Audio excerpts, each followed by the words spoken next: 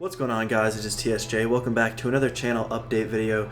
This is going to be my impressions on Total War Saga Troy. Very brief, very overview, nothing too in-depth, just because I don't usually do like game reviews or anything like that on my channel, so I'm not like, you know, that adequate at it, if you will. But if you do enjoy this video, be sure to leave a comment down below what you liked, or leave a thumbs up, and be sure to subscribe because you're going to be getting a lot more Total War Saga Troy content from me in the coming weeks and months, especially once the full game releases. So again, just in kind of going in order, like if you're turning on the game, I want to go over just a few things that I really like about the game. There's a couple things I'm not too fond of, but they're really kind of, I mean, I don't want to call them minute because to some of you guys they might be a bigger deal. Yeah, so I've been talking to a lot of friends about this. It's really awesome. Thank you to Creative Assembly. They gave out a pre-release code. So this is obviously what the main menu looks like, of course. And if you want to go into new... Actually, before I start off, there's something I really want you guys to just listen to for a second. So you hear that sound? I know that's like really weird.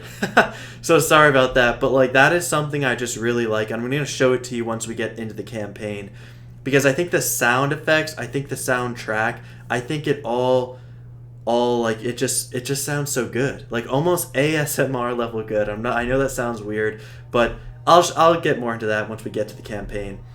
So you can choose between Trojans or the Greeks, the Denons, and I'm probably saying that wrong. You guys know if you watch my channel, I'm really bad with that. But you've got Achilles and Agamemnon and Odysseus, and then you've got Menelaus and whatnot. And the Trojans, of course, you've got Hector, Paris, Aeneas, and Sarpedon. And I'm obviously really bad with names, so I'm going to try to refrain from saying them too often. But in my playthroughs, I did Achilles 20 turns and Hector 20 turns. But so far, as I've played it, every faction has some unique play styles for their faction, which I'll get into in a moment. Once we get into the campaign. And so it kind of makes them a lot more exciting. There's a lot more of a guiding gameplay element. There's a lot more scripts, if you will. I know a lot of people like campaign scripts, stuff like that. So, for example, if we were to choose, let's start off. Let's say Hector, right? I'll finish this fight. Yep, he's got a nice little voiceover there. It tells you about his faction. These are the two really big traits. So if you go to each one, it looks like Paris is the same as, except for him he has Helen, my love, right? And so as you can see, it tells you what you need to do for this aspect of the gameplay. So as I played through Hector, you had to gain favor with your father, and then you had to essentially unite the Asuum League, all right? And again, that changes with every single faction. So for Achilles, you had hot-blooded Achilles, which is essentially his mood. You know how moody is Achilles going to be, because if you watch the movie Troy, you know Brad Pitt gets kind of angry. And of course he's a living legend, right? Everybody loves him. But they all have unique kind of gameplay styles with them, which is honestly really, really fresh. I think it makes every faction unique in that sense. And again, that's campaign oriented, right? Not necessarily onto the battlefield, which I'll get to in a couple minutes. So before I actually go into the campaign, and I'm going to spend a couple minutes there, I'll quickly go back to the main menu. Of course, in the battles, you've got battle tutorials. You can do your custom battles. All of this should look pretty familiar. Obviously, the siege battles are not too in-depth, right? So like if you're attacking, you've got a battering ram, you got the siege tower, and that is it. All right. You know, there's only 8 factions so far, but again, it's like Bronze Age, mythical Bronze Age. You know, what more could you want? For the units, it's pretty okay, I would have to say. All the units are, you know, textural differences, of course, but you know, they're cool units. They're fun. They're fun to look at. So keep that in mind. Of course, you got your options, the usual stuff, extras, all that stuff, movie player. So I'm assuming as you unlock movies, you can watch these. because I only saw 2, and that's all that there is, unless these are just blocked completely, which they might be. So let's go to the campaign. We're going to load right in. Okay, so this was the 20 turns campaign that I did, and that I uploaded actually. You can check out that video. I'll link it at the end of this video for Hector. So just really quickly, all of the UI for every faction looks very similar to this. Obviously, the only differences are these. Really, the only big differences for the UI for the various factions are going to be some of these up here. So the resources panel is right up here. Now, at first glance, I didn't look at too many videos coming up to this release, okay, mind you, okay? I just kind of, went with the flow. I wanted to be surprised, okay? So the way that it works is you need food, wood, stone, bronze, and gold. And really, gold is used mostly for upkeep of very powerful units, all right? And then you've got bronze also for similar. Really, to build structures, you mostly just need, it should talk about it, yeah, you should need, need like wood and stone, okay? So you just hover over it, it'll tell you right there, wood and stone, all right? And again, wood and stone. Now, wood, of all the resources, probably the ones that I had most difficulty keeping up with, they varied, but probably it would have been wood, I would have to say. Food is, of course, general upkeep for your units. Okay, so for example, if you want to recruit, it's going to tell you this is the food cost, this is the food upkeep. I actually think it would be kind of cool if it had bronze upkeep, perhaps. Like for this right here, cost, and then you got upkeep. So, it varies. Again, it does vary. Depends on the the unit, okay, the type, if it's a heavy unit or whatever it might be. So for example, if these Trojan defenders, which are heavy, the unit upkeep is 45 bronze and 80 gold, okay? So that's just the general, it's pretty basic. And you know what? The whole point I'm trying to make here, guys, is I like the 5 resources. I think it's a nice, refreshing change, so it's not just the usual boring gold or something like that, okay? Down here, of course, you got your province details. So they make everything fresh and new, but they kind of keep it in a similar context. I know that might sound like contradictory, but it will definitely make sense when you play the game. Okay, so again, you've got your objectives panel. All right, all very, very basic. Of course, you've got Homeric victory, and you've got the total war victory. You can choose both, but when you start a new game, you can choose which one you want your primary objective to be. So I did total war for Achilles and Homeric for Hector, because I would usually, if I was just doing it for fun, I would probably do total war, just because I like the fantasy aspect of this, and there are definitely fantasy aspects of this, like you can recruit special units. They're geographic based and whatnot. So like here, for example, talks about how you can recruit harpies right there. Okay, you can kind of tell that by the icon, right? So, that's fantasy, but I would probably do total war victory just for myself. Of course, you've got royal decrees, which is just the tech tree, which again I think is really it's simplified. There's only so much you can do, honestly. But the thing is, they base it around the 5 resources, which I think is really, really smart, because they're essentially molding together all of these newer aspects that they have for the game. So, keep that in mind. So, like, some of them started out unlocked for me. I don't know why. I guess they just did. But, of course, you've got plus 90 bronze per turn. And some of these are really awesome, because some of these, like, let's say, will give you... I don't know, let me try to find one, for example. Like this one I didn't have unlocked, right? Or this one I'm unlocking right now, right? So wood. It could come down to the wire, guys. Like you desperately need wood, right? And the turn ends, it's down to one more turn, and you get it, and then you're like, yes, I'm saved for one more turn. I don't know. I know that's like, what's 100 wood going to do? But trust me, I'm telling you, it does matter, right? Sorry, got a little cringe there. But, yeah, bottom line, I like the tech tree. I think it's really, really intuitive, and I'm enjoying it a lot. Diplomacy, one of the big factors here. I like how they have the quick deal. Essentially, again, like they brought it over from 3 Kingdoms. I really enjoy that a lot. Of course, here you've got the balance of power. It tells you what what agreements you have already. It tells you how they're feeling. If you want to negotiate with them, you just click right over here, the negotiate, and these are the only options you have. It doesn't look like a lot. Some factions you have a little more, others you do not. Generally speaking, diplomacy is definitely not as detailed as in Three Kingdoms, but again, there's only so much you can do with this kind of setting, I feel like, so just keep that in mind. It's not the worst thing, obviously, ever. It's not like, I don't know, like Empire Napoleon bad, but it is a little more, it's not as detailed as Three Kingdoms. We're going to exit the negotiations. Okay, so Divine Will, now you guys are getting into the gods territory, very similar with the factions. All right, so you can choose which gods to pray to, and as the more you pray to these gods, they'll go up. They will give you various abilities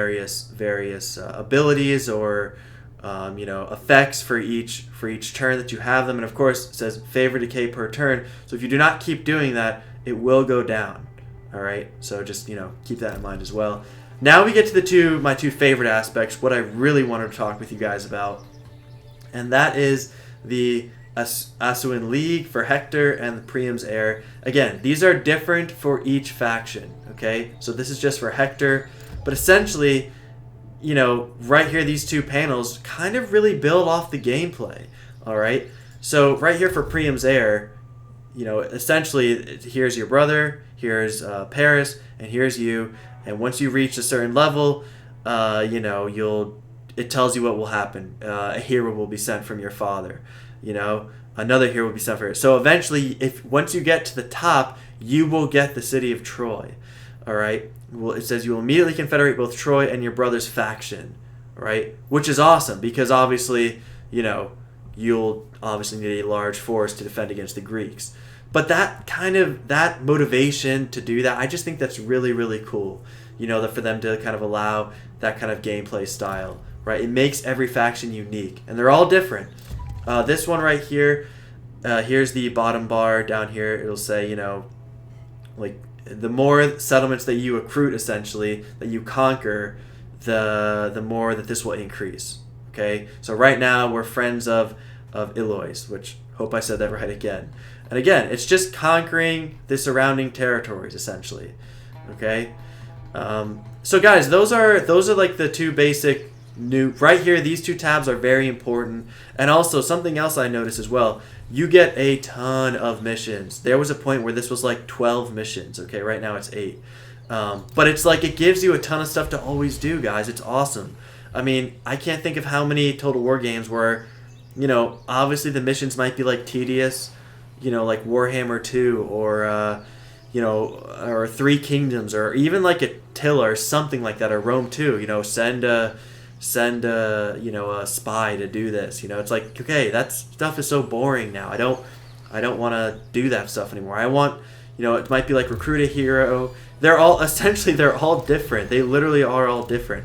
Most of them have to deal with diplomacy. Some of them deal with recruiting mythical units, obviously expansion, but the reward is always something that can really help you out. And that is exciting. I really like that a lot. I like that it gives you a ton because it's so satisfying when you do complete a mission. You get, okay, reward, a new mission. It's awesome, So I feel like I've rambled on enough about that. Most everything is pretty similar. You got your provinces, armies, events, stuff like that, known factions. Down here, of course, you can set your commanderies and set what you want, what the effect you want the entire unit, the region to have. And again, overall, the map is pretty darn big. It doesn't seem like it's that big, but I mean, this is still all the map right here. It's pretty big, I'll just say, to be sure.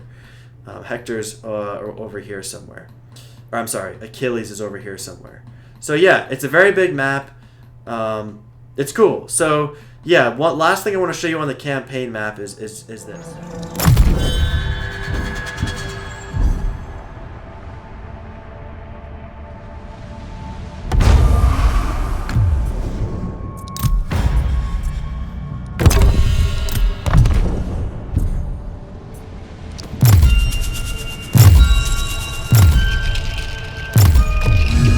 Now look, this is going to be really small, but doesn't that just sound awesome? I mean, make all the memes you want about how TSJ loves the sound effects, but like, it just is so cool. I don't know. I think it just sounds really refreshing. I don't know. It just, something about that sound that I don't even want to try to reenact it, mimic it. But I like the sound effects, to say the least. Okay, so I'm gonna switch on over to a battle now, guys, really quickly, just to kind of show you very basic, stuff with battles, very basic factors with the battles, and then I'm gonna wrap up the video. Okay, guys, one more thing I really want to quickly talk with you guys about before I quickly jump into the battle is CA has put in Chokepoint Battles, which I think is just great. I don't know why they waited so long to do this in this title. I guess I don't know why they waited so long. They didn't just put in other titles. Any title previous to Total War Troy would have made sense. So I really hope that Chokepoint Battles are kept in future titles, because I think that they're just awesome. We all try to reenact those awesome battles where it's just literally one line versus one line. There's no flanking. There's none of that. It's just like pure, drawn out combat, kind of like 300 style at Thermopylae. So, but yeah, that's one thing I wanted to mention. So now I will jump into the fight. All right. So, I mean, I'm not really going to show you guys the entire battle. There's just a couple things I wanted to point out for you guys. And one of the big issues is actually for the siege battle, which I'm actually going to... the only thing for that, because I can't promise that it can be reenacted just because it is a bug, is I'm going to point to the end of my Total War Troy Siege of Troy video that I actually uploaded the previous day. So I'll be posting that. I'll be posting a link to that in the first comment. Just like, hey, if you want to notice one of the bugs here. The biggest issue I noticed was with siege battles for this game, and it's just the pathfinding on the walls. But you know what? I have been talking to a lot of people, and that is an issue with a lot of Total War games. So it can't really be something that is just, dismissed as, or that can just be railed on for this game per se. But in terms of, just regular battles and fight scenes, I just use the ability to toggle to attack mode. There is nothing that I can see so far that makes a difference in their fighting style. I mean, I'll say the animations, the fight animations, again, they're not like the greatest. Honestly, they're a little goofy, but I don't want to like say obviously this is no reason to not buy the game, but like that right there, you don't really see that kind of like over-exaggeration too much in like Total War Attila or Total War Rome or anything like that. I mean, yes, you obviously have the people who don't get hit, or they fake get hit and then they just fall down, because then you're like, what the heck just happened? Like that's obvious, but like it just does. You just don't get the same oomph. I know that sounds weird, but I hope you guys understand. When you're seeing the animations, like when you play Total War Attila, like that, like some of them are pretty cool. Like the guy just shield bashed the one man, and he like dropped both of his shield and his sword, and he just fell down. I was like, okay, that's cool. But the contact between the troops is just not always the best, and that's really it. And you know what? Something else it might be is the fact that there isn't blood and gore yet. And blood and gore, as you know, really does have an effect. I definitely do not see it with the arrows, okay? I mean, the arrows bring me back to Medieval 2. And if you know what I mean by that, it's like Medieval 2, the arrows were just, they would just hit them, and then like where would they go? They would just like disappear off of a guy, nothing would happen. They wouldn't like get stuck in them, or, they wouldn't, I don't know, they just didn't feel like powerful. So, kind of a bummer. I was a little disappointed with archery, but again, it might just be the fact that this isn't the blood and gore. The DLC hasn't released yet. I'm hoping when that releases that arrows will be able to get stuck in the units, and we can actually see some arrows go through some heads. So overall, though, the biggest change for the battles screens, guys, is just the whole like changing it out from put the shields back. The units look pretty, they look cool. I mean, I'm not going to rip on the game for historical accuracy because, again, it's the Iliad, so, you know, who really is going to rip on it for historical accuracy or inaccuracy or whatever. Yeah, you know, the heroes are obviously cool. So, yeah, I mean, that's really it, guys. Obviously, you've got your abilities because, again, fantasy, keep that in mind. You got your fantasy. You can choose all of them, whatever the heck you want. The one other aspect for this for the game is for all the generals, they all have this ability, the Aristie, and again, I'm probably saying that wrong. And once they essentially get that from fighting, it's kind of like, the only thing I can think of it is like in Warhammer 2, how you can call a Wog if you're the Greenskins, and once you get enough points, you can call it, and then your troops fight a lot better. So of course, these abilities are just for the generals themselves. So, you know, plus 30% melee attack, plus 20% armor. So, you know, they are limited to just themselves, but still something to keep in mind about. And yeah, guys, those are my impressions, my thoughts on Total War Saga Troy. Overall, besides my small gripes for the battles, I would say overall the game is pretty freaking epic. Okay, I'm really enjoying it. I would recommend buying it for sure. I mean, first of all, it's free right on the 13th in the Epic Games Store, which I didn't have an Epic Games Store account in the first place, and you know, I know it gets a lot of hate. I haven't had any issues with it. I have had no crashes yet whatsoever, so that's a positive. Of course, it's always a positive. But yeah, you know, let me know your thoughts down in the comments below. Will you be getting this game? Are you going to wait a year till it's on the Steam store? If not, or if you are, why you're going to do so. I don't know. Just want to know your guys' thoughts on it. But hope you enjoyed this video. As always, let me know what you think of it down in the comments below. Thank you so much for watching. Stay super, and I will see you guys next time.